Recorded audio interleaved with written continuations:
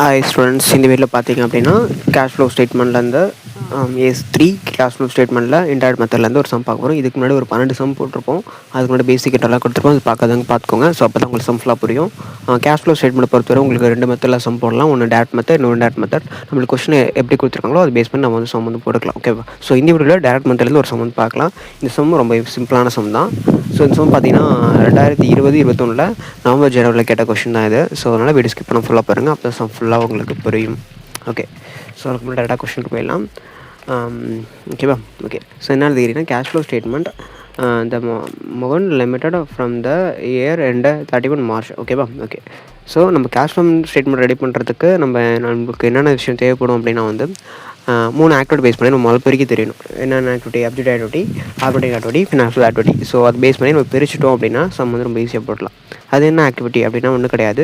அதாவது cash and cash equivalence இருக்கு இல்லையா, அது வந்து எப்படிலாம் கம்பெனிக்குள்ளே வருது, எப்படிலாம் கம்பெனி விட்டு வெளியில் போகுது அப்படிங்கிறத இந்த 3 ஆக்டிவிட்டி பேஸ் பண்ணி பிரித்து நம்ம சொல்ல போகிறோம். ஓகேவா? சிம்பிளாக போட்டலாம். ஓகேவா? ஓகே, ஃபஸ்ட்டு நம்ம ஆப்ரேட்டிங் ஆக்டிவிட்டி எழுதிக்கலாம். ஸோ அதில் பார்த்திங்க அப்படின்னா நெட் ப்ரைஸ் இவ்வளோ ஒரு கொஷனில் பார்த்திங்க அப்படின்னா 30 லட்சம் கொடுத்துருக்காங்க. ஸோ அதுலேருந்து நம்ம என்னென்ன பண்ணோம் அப்படின்னா அட்ஜஸ்ட்மெண்ட் பண்ண போகிறோம். என்னென்ன அட்ஜஸ்ட்மெண்ட் பண்ணால் டிஸ்கவுண்ட் இஷ்யூ டிப்ரிஷியேஷன்ஸ், அது அப்புறம் இன்சூரன்ஸ் டிப்ரிஷியேஷன், அப்புறம் ப்ரைஸ் ஆஃப் சேல்ஸ், இன்வெஸ்ட்மெண்ட், அப்புறம் இன்ட்ரெஸ்ட் ஆன் இன்வெஸ்ட்மெண்ட். ஸோ இது எல்லாத்தையும் நம்ம என்ன பண்ணிடுறோம், போட்டுக்கிட்டோம். ஸோ நம்ம மீன்ஸ் பண்ண அதாவது காசு வெளியே போகுதுலாம் நம்ம என்ன பண்ணணும், மைனஸ் பண்ணணும். காசு வெளில வந்ததெல்லாம் நம்ம என்ன பண்ணணும், ப்ளஸ் பண்ணணும். ஓகேவா? பண்ணதுக்கப்புறம் நம்மளுக்கு கிடைக்கிற வேல்யூ தான் நம்மளுக்கு operating profit and without capital change. எவ்வளோ கிடைக்கிதுன்னா 42 லட்சம். ஓகேவா? ஸோ அதுலேருந்து நம்ம என்ன பண்ணோம் அப்படின்னா கம்ப்யூஷன் ஆஃப் த காஷ் எவ்வளோ 1,35,000. ஓகேவா? ஸோ அதை நம்ம ஆட் பண்ணிக்கலாம். அதுக்கப்புறம் அட்ஜஸ்ட்மெண்ட், கேபிட்டல் சேஞ்சஸ் அட்ஜஸ்ட்மெண்ட் பண்ணிக்கலாம். அப்புறம் ஸ்டாக்கு, டிவிடெண்ட்டு, கிரெடிட்டார்ஸு, அப்புறம் பண்ண எக்ஸ்பென்சஸ்ஸு. ஸோ இதெல்லாம் நம்ம என்ன பண்ணுறோம், மைனஸ் பண்ணிக்கிறோம். நம்மளுக்கு ஓப்பனிங் அண்ட் க்ளோசிங் வந்து கொடுத்துருக்காங்க. ஸோ நம்ம என்ன பண்ணுறோம்னா ஓப்பனிங் க்ளோசிங்கை நம்ம என்ன பண்ணிக்கிறோம், மைனஸ் பண்ணி இங்கே வந்து போட்டுக்கிறோம். ஓகேவா? மேலே என்ட்ரியில் கொடுத்துருக்கோம். மேலே கொஸ்டின் பாருங்கள், கரண்ட் அசட் ஆன் கரண்ட் லைபிலிட்டின்னு சொல்லி கொடுத்துருக்காங்க இல்லையா. ஸோ அதுதான் ஓப்பனிங் அண்ட் க்ளோசிங் கொடுத்துருக்காங்க. ஸோ அதை நம்ம மைனஸ் பண்ணி போட்டுக்கலாம். ஸோ இல்லை மைனஸ் இருந்துச்சுன்னா மைனஸ் பண்ணிக்க வேண்டியதான், ப்ளஸ் இருந்துச்சுன்னா நம்ம ஆட் பண்ணிக்கலாம். ஓகேவா? ஸோ மொத்தம் டோட்டல் பண்ணோம் அப்படின்னா 41,76,000. ஸோ அதில் நம்ம என்ன பண்ண போகிறோம், இந்த செலவெல்லாம் செலவு பண்ணியிருக்கோம். அப்புறம் என்ன பண்ணியிருக்கோம், இன்கம் வந்திருக்கு இல்லையா.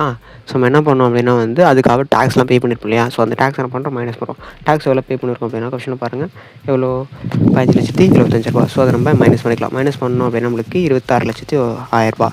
ஸோ இதை நம்மளுக்கு operating activity. Next investment activity கண்டுபிடிக்கணும். இன்வெஸ்ட்மெண்ட் ஆக்டிவிட்டி கண்டுபிடிக்க சிம்பிள் தான், ஒன்றும் கிடையாது.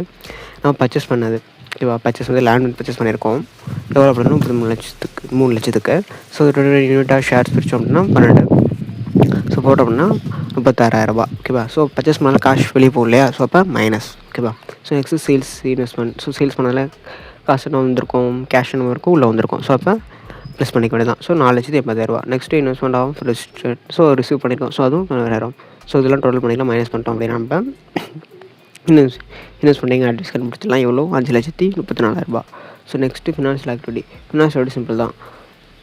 என்ன பண்ணுவோம், டிவிடெண்ட்டு, ஷேர்ஸு, அப்புறம் ஈக்விட்டி பெய்டு, அப்புறம் ஈக்விட்டி பெய்டு இன்டர்மீடு, அப்புறம் ஷேர் கேபிட்டல் 30% ப்ரீமியம், அப்புறம் வந்து இன்வெஸ்ட் டிவிடெண்ட். ஓகேவா?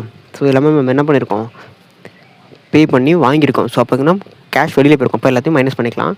ப்ரீமியம் ஷேர்ஸ் மட்டும் நம்ம இஷ்யூ பண்ணியிருக்கோம். ஸோ அதனால் விற்றதுனால நம்மளுக்கு அது உள்ளே வந்திருக்கு. ஓகேவா? ஓகே, ஸோ மைனஸ் பண்ணிட்டு ப்ளஸ் பண்ணோம் அப்படின்னா நம்மளுக்கு 33,12,500. ஸோ மைனஸில் இருக்குது. ஓகேவா?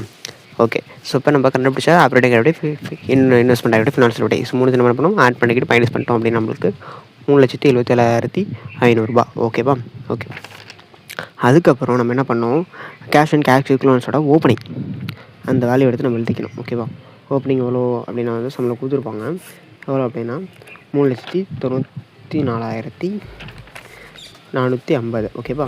ஸோ இதை வந்து நம்ம என்ன பண்ணோம், கண்டுபிடிச்ச வேல்யூ வந்து மைனஸ் பண்ணிட்டோம் அப்படின்னா கண்டுபிடிச்ச வேல்யூ வந்து ப்ளஸ் வச்சு நீங்கள் ஆட் பண்ணிக்கலாம். சப்போஸ் மைனில் தானே இருக்குது. ஸோ அதனால் மைனஸ் பண்ணுறோம். மைனஸ் பண்ணால் நம்மளுக்கு 16,950. ஓகேவா? ஸோ இதுதான் நம்மளுக்கு கேஷ் அண்ட் கேஷ் ஈக்குவலன்ஸோட க்ளோசிங். ஓகேவா? இது ஆன்சர் கரெக்டாக தப்பாக அப்படி கண்டுபிடிக்கலாம் அப்படின்னா வந்து நம்மளுக்கு சம் போடும்போது நம்மளுக்கு வந்து என்ன பண்ணியிருப்பாங்க அப்படின்னா கொஸ்டினில் வந்து நீங்கள் பேலன்ஸ் ஷீட் மாதிரி கொடுத்தாங்க அப்படின்னா அது வந்து க்ளோசிங் கேஷ் அண்ட் பேங்க்கோட க்ளோசிங் கொடுத்துருப்பாங்க இல்லையா. ஸோ அந்த வேல்யூவும் நம்ம கண்டுபிடிச்ச வேல்யூவும் சேமாக இருந்துச்சு அப்படின்னா வந்து சம் வந்து ரைட். ஓகேவா? ஓகே, ஸோ நம்ம போட்ட சம் ரைட்டு தான். தேங்க்யூ. இந்த சம் புரிஞ்ச ஆன்சர் காமர்ஸ் தருவீங்க. நெக்ஸ்ட் வீடியோவில் இந்த சம் பார்க்கலாம். தேங்க்யூ. பாய்.